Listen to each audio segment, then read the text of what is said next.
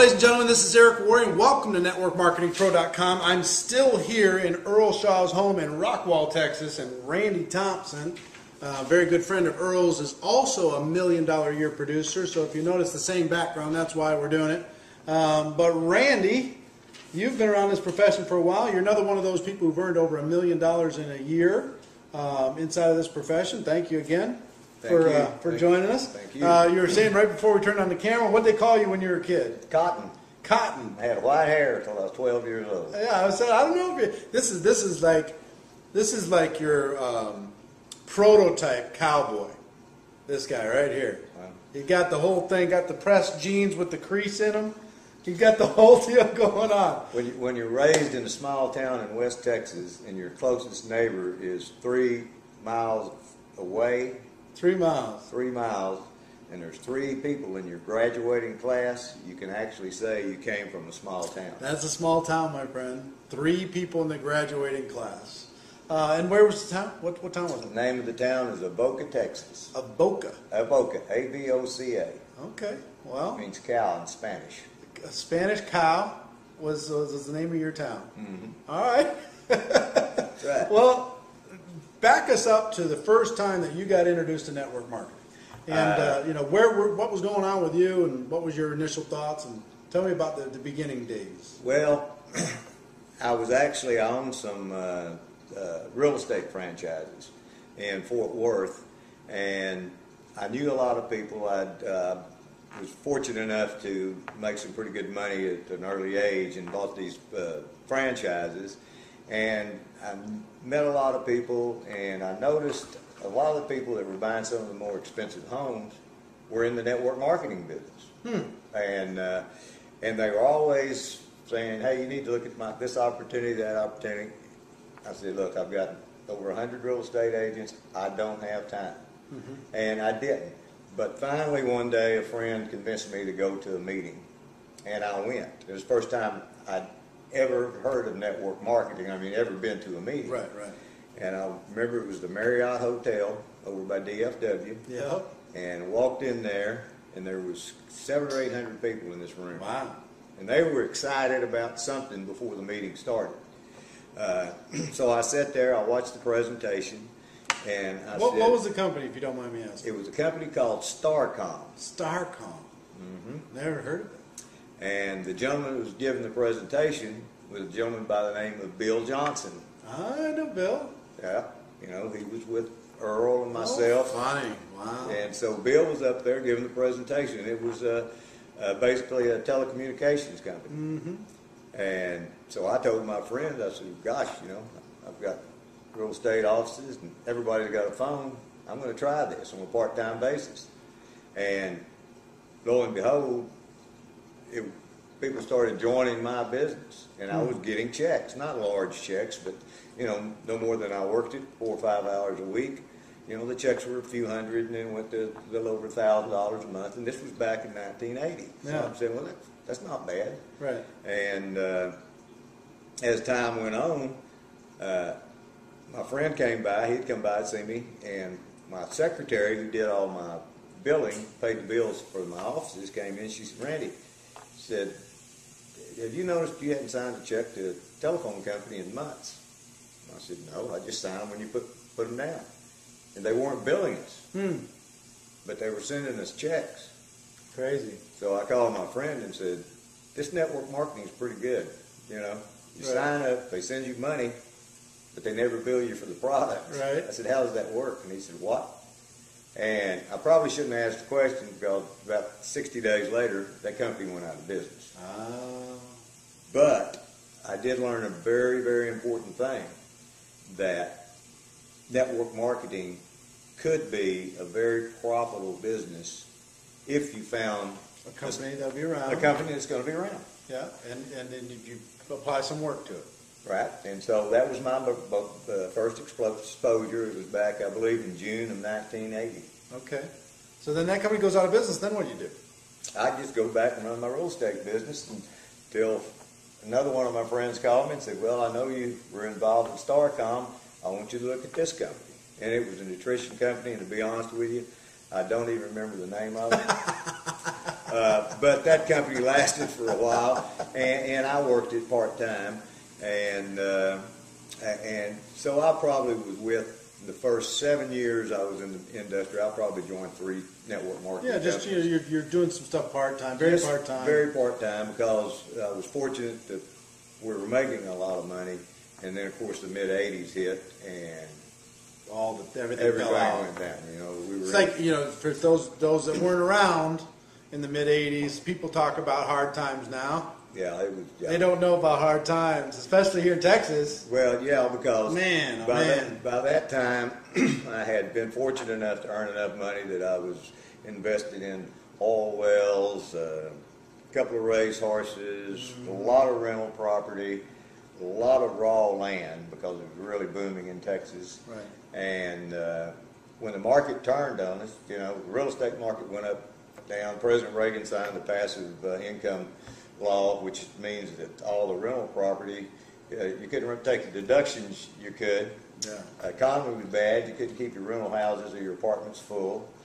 Price of oil went down to $10 a barrel. Alternative minimum tax, all that stuff. Yeah, everything hit at one time. But I had been there because I'd been in the real estate business at that time for 13 years, and they called it peaks and valleys. Yeah. Well, that valley was the valleys. It's going to last 6 months to a year. That little valley lasted about 5 years. Mm-hmm. And what do you think, just before you even finish the story, how long do you think the valley right now is going to last? I think probably, because I'm still involved in some real estate transactions, I think we're probably looking, this is August of 2009, I've got a gut feeling that we're looking probably at the beginning of January, February, March, or spring of 2010. I think we're 18 months out before it really turns around. Okay. If a person had a lot of capital. 2010 or 2011, right? 2011, yes, that's right. This is 18 months 18 months out. Before you see a serious turn? But there's like we were in Las Vegas this past weekend for a function out there, and I'm still got that real estate blood in me, so I gathered all the newspapers. Didn't have time to read them when I was out there because we were at a network marketing function, but I read them when I got back to the house, and I was reading the ads on the houses in certain areas out there what I'm familiar with, and houses that were selling for $1 million a short 24 months ago. You can purchase those houses out there for $350,000. Yeah, that bubble burst hard. Yeah, big time. So there's some opportunities out here. I don't know if I don't want to put much money into it right now. I'm just curious, from your experience, it's not go down, come right straight back up. It's a wave. Yeah, because the list of foreclosures is going to mount over the next 6 to 8 months. So, right. Yeah. So, when do you think you kind of would classify yourself as becoming professional? When did you think you became a pro inside of network marketing? To be honest with you, I was probably a overnight success that took 6 years to become that way. Right. Because I had to learn the business. Right. Once I lost all my real estate and all my cash because I was trying to ride out the valley in the real estate market, I suddenly realized that what my CPA and my banker were telling me, liquidate now, keep your cash reserved. I was hard-headed, didn't listen to them, and I ran through several $1 million paying interest on raw lands and stuff like that. And so you waited too long. And I will tell you, this is the advice that I give people.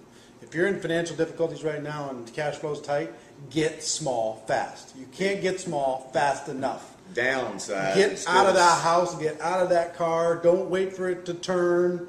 You know what I mean? Get the extra job, get a cushion. I mean, build a network marketing business. So when you get small, you can actually take more risk.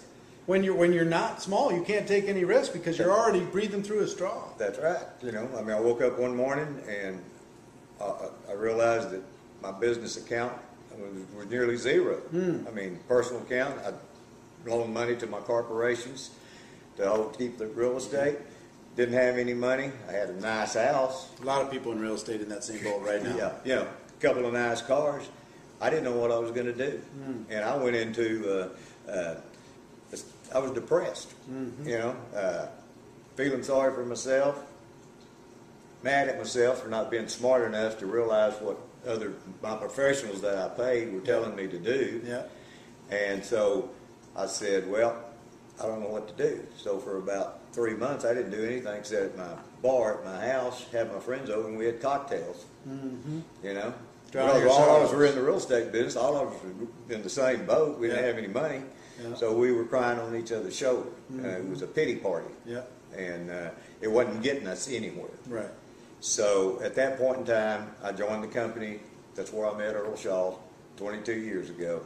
I just sat down. You were NSA too? Yes. I didn't know that. Oh, yeah. And you must have been one of them rock stars while I was a lowly serf. Well, you know, I made some money in NSA. I made enough to live very comfortable. Yeah. Never made $1 million a year with NSA because I was doing a lot of things wrong. Because I've been in sales basically ever since I had gotten out of high school and worked my way through college. And so I've tried to sell to people instead of listening to people like Earl Shaw, who later became my mentor in this business. Yeah. And I've learned a lot from Earl. And you guys are hearing me talk to some people who are involved with NSA, frankly, because they're friends of mine, and I've been here. There's a number of them here in Dallas, and I've been here in Dallas on some other business. So we just happened kind of by convenience to be able to do this. But you heard about, NSA was good, good run, it was good this, it was good that. Just so you know, the story, the company had a very, very good run, and then they ran into very difficult times. And a lot of people, myself included, some of these others included, weren't able to weather with them the hard times. And the company turned a corner, and they turned themselves into Juice Plus, and they're a very successful company around the world. And people who stayed there are still doing tremendously well. But so you guys kind of understand that story. Not every company that starts off in network marketing goes out of business. No. Sometimes you hear about that. There's 11 companies that do over $1 billion a year in sales. There's companies been around forever inside of our profession. It's part of our job, and part of jobs as a profession is to pick a great company and then to be able to build some equity long term. Let me ask you this. What do you think, what did you do different when you were an amateur versus what you did when you were a pro? What was the difference? I learned a very valuable lesson. God gave us one mouth and two ears. Right. And that means you need to listen more than you talk. So if I'm prospecting someone to come in and join my team in a company that I'm doing, those people, just remember this. They don't care how much you know until they know how much you care. You've got to find out what that individual wants. The majority of the people, I don't ever talk to them about making $200,000 a year, a little less $1 million. The average networker, 95% of them are in the business on a part-time basis. Right. And they're in it to earn some additional income. It may be $500 a month, it may be $1,000, maybe $1,500, whatever fits there. But you need to find out what that individual is going toward, because there's only so much time, and the average person has other obligations. They have a job, they have a business, so they have to maintain that. So I think one of the best lesson I learned is to keep my mouth shut and ask questions, find out what they want. Yeah. Ask the questions, and then you can talk to them, help them on a route to succeed. Yeah, let me say it, kind of rephrase it, because what I see the amateurs do all the time is they're talk. You'd be great at this, and come join my team, and do this, and and you know everybody, and you got all the skills, and they just go crazy, right? And the person just goes like they got a fire hose, shot at them, and they're like, whoa. The professionals, with urgency, they talk about, look, I got something excited, but I got to, let me ask you a few questions. They ask a question, they get the answer, and they go, okay. They ask the next question, they get a little closer to the answer, they go, okay. They ask a third one, they kind of try and find out what the person's motivation is, what their why is. They go, got it. All right, let's sit down and talk. I think I can help you. Right. I can coach, I can help you get where you need to go. Correct. All right, yeah, because I agree with that. The pros, all they do is ask questions. The magic is in the question. That's right. You ask the right question, you can get where you want to go. That's correct. If you're pitching all the time. No, it's not. Network marketing is not going door to door selling siding or vacuum cleaners, and there's nothing wrong with people who do that because a lot of them are very good at it. Yeah. But that's what we call in the sales business a one-time close. Right. Network marketing, you've got to bring them in and let them know that you're going to be there to help them. Because, you know, it's not get them in and walk away, you know. And that's exactly what I call network marketing, relationship marketing. Yeah. Because in this business, and unfortunately, like restaurant business or any other business, they don't all stay in business. So I tell people, look, you've got to treat your team, the people that are on your team, with respect. You've got to be there for them. And the day you stop, then you stop being a leader. And if you stop, they'll stop. So you have to be there to lead those individuals. And you have to be there to coach them, to stand by them, to let them cry on your shoulders every once in a while. Because that's what it's about. Be a support system. Right? You know, I remember the first time I met Zig Ziglar. And, you know, I admire the man very, very greatly. We've been friends for over 30 years. He taught me the best thing he ever did. He's ready, you know, don't worry about yourself. So your main object is to help everyone on your team achieve whatever their goal is. And if you can do that, then you'll never have to worry about yourself. And that's true. You know, you got to care about them. You got to be there for them. That's great advice. So, okay, listening, caring about the team more than anything else, you know, helping them achieve their goals if they want them. Right. You know, you can't do it for them. And it's important that you be there with them when they write those goals down, I think, or do it over the telephone. Of course, a lot of know what their goals are, work with them, help them, can remind them of their why from time to time. That's right. Okay. What else did you do that was different between amateur status and professional status? Anything else that comes to mind?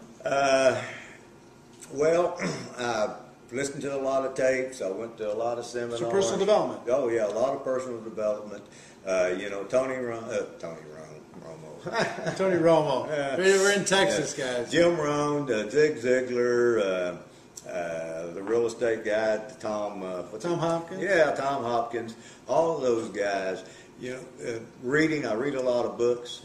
You know, because I think the minute you stop learning, and you need to learn something every day. I still learn in this business every day. For sure. You know, and so you can pass that on to your people, and just, you know, again, being there for them, letting them know that if things aren't going right, that they can call you and talk to you about it. Because they may be doing just one little thing that, you know, if you talk to them and ask the questions, they say, well, I said this. Well, you're not supposed to do that. You know, you might try this approach.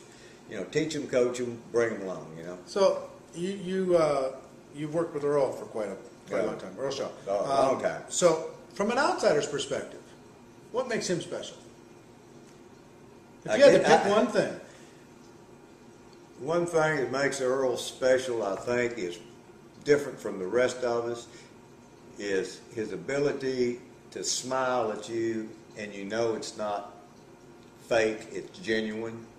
Earl is truly, and when he smiles and he laughs the way he does, it kind of hypnotizes people. People feel like they're Earl's friends from the day that they met him. He's a very open, sincere, genuine individual, and his personality is probably his greatest asset. Okay. You know. So let me follow that up by saying this. If I asked 20 of your friends in network marketing, top achievers, if they could say, what makes you different? What do you think they'd say? What makes you special? That I work really hard. I'll tell you what, guys, listen to that. Because what did you hear from Nathan Rick? What did you hear from Nat and Shanita Puranaputra? What did you hear from Randy Gage? What did you hear from, you know, Mark Yarnell and Todd Smith and Earl Shaw and everybody? What'd you hear? Work your face off.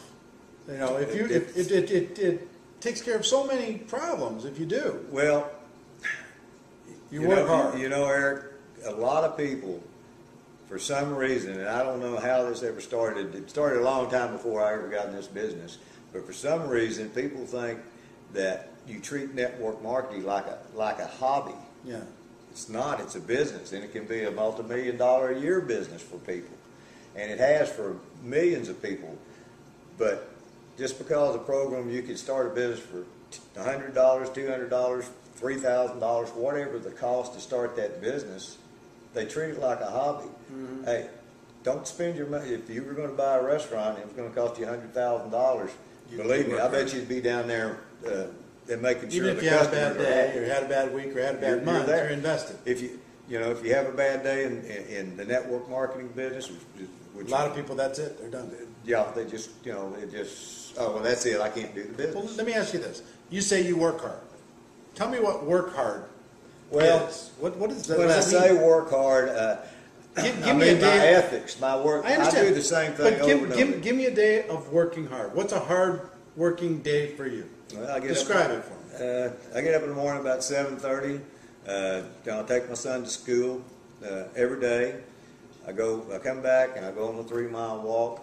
It doesn't sound like working hard so far. Well, I don't start working hard. And then after I do my Bowflex, and I may go swimming in the summer in the morning, and then I'll have a cup of coffee, a couple of cups, some energy bars, and then about 9:30, after I get through checking my mail, then I plan my day, what I'm going to do, who I'm going to call, and because networkers, we have a luxury that if we're successful, we own our time, so we're not punching a clock. Yeah. So I try to start working around 11 o'clock in the morning. Yeah.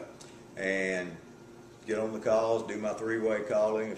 A lot of times we do conference calls during the day. Conference calls, 3-way calls. If you're not doing that or you're not familiar with it, it's just when you get on the phone with a person on your team and a prospect, and you provide some third-party validation for that person. Exactly. Which in my opinion, is secret weapon. Is the best way. It's the best way I've ever built business for my team, and I do a lot of 3-ways. Yeah, I did. Like just coming over here, it's about an hour and a half. Well, about an hour, a little over an hour drive from my home in Arlington over here to Earl's house.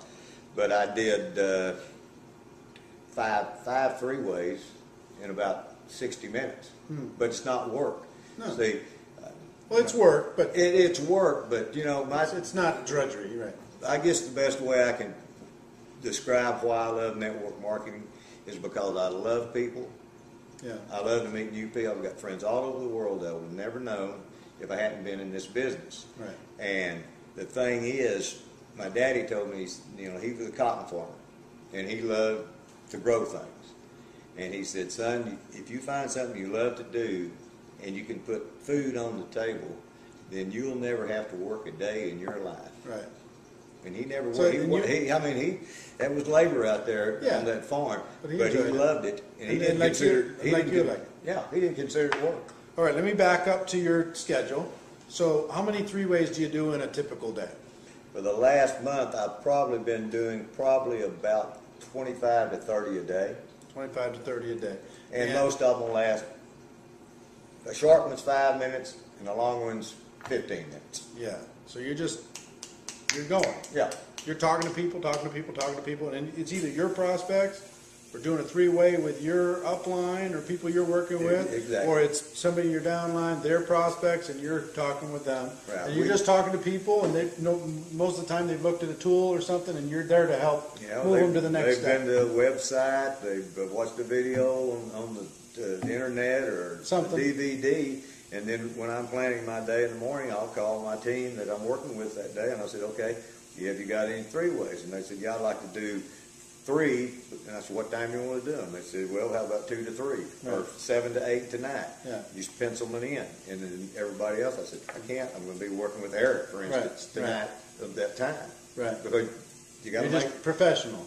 Well, yeah, it's like, I'm supposed to be there to help them make money, and if I can't assist them making money, guess what? Yeah. I'm not going to make any money. How long do you do 3-ways with them before you say, look, I've been given 3-ways, now you need to start giving 3-ways, because I can't do it for your whole group? It depends. Yeah, because you can't. It's impossible. It'll kill you. So you have to duplicate that down. But normally, the average person, now there's some really quick studies out there. They do it after 2 or 3 calls. Normally, I'll do maybe 7, 8 with them. By then, they know. And at some point, at around 10 or something, you got to start giving some three ways. Yeah, if you do 7 with them, I mean that's basically an hour, say roughly an hour and a half training. Yeah. And they know how it's done because once they hear you, over and over and over, then they can just do, because they're going to be doing the same thing that I did for the person that we did the 3-way with that got into the business. So that person is not only heard it from me, now he's going to be hearing it from his upline. Yep. And down the road it goes. So he's got not only me, but then he's got the person that's doing it for him. Yep. And so then he becomes, it moves down a daisy chain. It's called duplication. Right. All right. So we've heard hard work. We've heard treat it like a business. We've heard 3-way calls, really important as a fundamental. Right. And I think a lot of people, for whatever reason, they just don't get into the habit of 3-way calls. And if your upline's not doing it for you, you know what? Treat it like it's your own business. Don't blame your upline. Say goodbye to your upline like we've talked about, and just start it from you and start moving down. And if you know how to get good at 3-way calls, do a bunch of bad ones, and you'll get better and better and better and better. And the first few, you're going to talk way too long. You're going to talk for 20 minutes. You're going to talk for 30. You're going to talk for an hour. You're going to talk their ear off. And then you're going to learn to do it in 30 because you have to. And you're going to learn to do it in 20. You'll learn to get it down to 5 and be just as effective as an hour. But it's going to take a few times to do it. And then once you get it refined, then get it duplicating in your organization. Don't do it forever for every person in your organization. Don't be the superhero syndrome. You got to create duplication in your organization to be able to have a life, to be able to really have residual income. Okay, so that's my commentary on top of what you're saying. He's exactly right. And have fun when you're doing it, folks. Yeah, it's not a matter of life and death. None of us are good enough to get everybody. I will tell you, that's another common denominator of the top earners. They got a smile on their face. They're having fun. They're laughing. They're goofing off. People want to be around that. They want to enjoy that. They're not just slogging it out. Punching the clock. You want to be around people who have fun. Yeah. And successful people normally enjoy life more than some people who are but are struggling. Right. And if you're having fun, if you're living a lifestyle and you've got your time to spend with your kids and your wife and do what you want to do, right. It's hard not to be happy. Right, exactly. People can choose not to, no matter what they're doing. Oh, well, I'm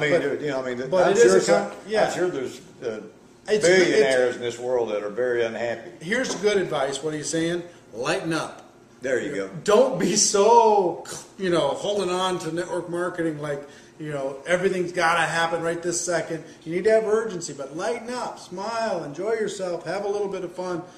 If you're too tense in all of that, and it's all life or death, there's nothing more unattractive than a needy salesperson, or you know what I mean. People sense it. Yeah, they really. Yeah, they can sense it over a telephone. Also, yeah. People don't know that, but they can sense it in your voice if you're pressing. Yeah, you got to have a little fun with it. And like Eric said, if you're starting your 3-ways and it's the first time you've ever done them, remember this: if you make a couple of mistakes, that person that your team member 3-wayed you in to me or to Eric, they have no idea if you made a mistake. Yeah, they don't know. They don't know. They're actually listening to your energy more than they are your words. That's it, right. They're not going to hear you remember those words later, but they're going to hear if you're excited. They're going to hear if you're having fun. They're going to remember that. They're in there. They're there to gather some information, not to critique you. Is basically what I'd say. Yeah. Let me. I'm going to bounce to kind of a different topic. I'm a big fan of defining moments. These moments that are just like life changing. Because I think there's, in life, there's probably a dozen that are like big forks in the road. You could take a right turn, you could take a left turn, you could have gone to that first meeting, or you could have said, no, I'm not going. Right. You could have said yes to a relationship or no to a relationship. Huge defining moments. Some are big high moments that you really burned into your brain, and others are low moments. Right. They're sad moments. They're difficult times. I'm sure when I'm describing this, one probably popped into your mind. Probably the one that was I'll never ever forget this. I guess it was the day that I finally realized that what I had worked on building for 14 years in the real estate business, that I had lost it all. When you finally let go. When I said, it's gone. And I have no resources to get it back. And I had to make a big decision. I had to either file bankruptcy or sign everything back in lieu of foreclosure. And to have sat there and worked in the real estate business, I basically worked 350 days a year. It's hard to let go. You know, and to know that you can't do anything about it. I mean, there wasn't anything I could do. There's no way I could go generate enough money. I mean, at one point in time, I was losing over $500 an hour. You know, and 24 hours a day. So that adds up pretty quickly, and you know, and after a year and a half, it really added up. So that was the moment that was probably one of the hardest things, you know, outside of the death of a loved one or something like that. As far as a negative defining moment, I think the most positive moment, well, one of the most positive moments in my life was the birth of my last child, who we didn't know we were going to have. I'm 60 years old, and my boy just turned 12 2 weeks ago. Well, good for you. So, you know, that was that's my pride and joy, and that's why I love this business, man, because I'm with him all the time, anytime, you know, whether we're scouting, swimming, basketball, whatever we want to do, golf, you know, we're together, and that means more to me than all the money I could ever make. You know, you can't buy that. No, that's a fact. Yeah, you can't buy that. Well, all of this is great advice, and ladies and gentlemen, the pearls of wisdom inside of this conversation are worth millions of dollars if you'll listen. But here's what I want you to do as we kind of wrap up the show. If these people came here and sat down and said, you know, please give me your best advice. Tell me what I need to do. I'm hungry. I want this. I want to become a professional. I want to go after it. Please give me some guidance. Give me some direction. Give me some wisdom. What wisdom would you offer to these people? Number one, you need, if you're going to get into network marketing, you need to find a company and a product or a service that you really, really believe in. That's number one. Number two, make sure the person that you're going to rely on to be your team leader, your sponsor, as we call it in this business, make sure that you like that person and you want to be partners with him, because you're going to be a partner with him or her for as long as you're in that business. And if that's not the right individual, find someone that is, because it's your future and you're going to be relying on that individual for a period of time, not the rest of your life, but for maybe 6 months. If you're new, you've got to have a leader, and you've got to have somebody that cares for you. Again, it's not what I know, it's not what Eric knows that's going to bring you in. It's how much we care about you. And if that person, if you can't sense that person caring for you, go find you someone else to do business with. It may be with a different company, but you have to, I think it's imperative that you have someone that you trust and that you like and that you're going to enjoy being around working with, and you're going to be able to listen to them. Remember what I said about the 2 ears and the 1 mouth? That's where you use it also from your mentor. Earl Shaw was my mentor, and as a result of that, I've been able to do very well in this business. All right. And I will tell you this. Sometimes the sponsor's not the right sponsor, but you can find a friend. You can find a workout partner inside of your company. So they might be cross-line, they might be in your organization, but you can find somebody who will push you, somebody who will encourage you, somebody who will get you up in the morning, and you can get them up when they're down, and they can get you up when you're down. And I will tell you, it's some of my best relationships have been people that weren't my sponsor, weren't in my downline, but we were workout partners, and we learned from each other, we grew from each other. So I wouldn't say my commentary is that personal sponsor may or may not be the ultimate, but if you're happy with where you're at, you can find somebody who will be a workout partner for you no matter where you're at. But all this information is phenomenal. I appreciate you taking the time, driving all the way over here to do it. Thank you, my pleasure. Here from Dallas, Texas, ladies and gentlemen, My wish for you is that you decide to become a network marketing professional. You decide to go pro. We do, in fact, have a better way. Now let's go tell the world. Until next time, we'll see you later. Bye-bye.